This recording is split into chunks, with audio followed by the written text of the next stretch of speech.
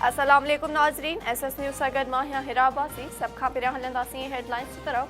Sindh high court Sukkur bench सूबे में VVIPs वज़ीरनि ऐं ऑफिसरनि खां SSU कमांडर्स जी सिक्योरिटी वापसि वठण जो हुकुम ॾेई छॾियो।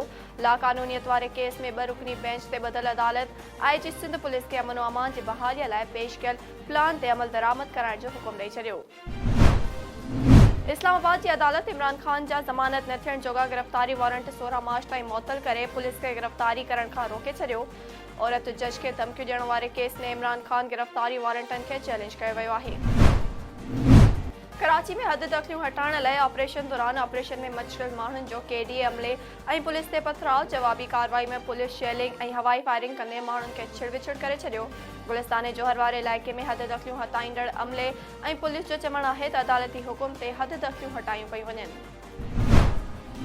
मियां साहब वेझो कार तकरार तां हथियारबंदनि फायरिंग करे 2 भाइरनि खे क़तल करे हिक खे ज़ख़्मी करे छॾियो।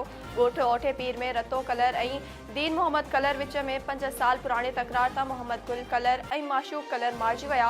हिकु ॼणो ज़ख़्मी थी पियो। खैबर पख्तूनख्वा में गवर्नर हाजी गुलाम अली चूंडनि जी तारीख़ ॾेई छॾी।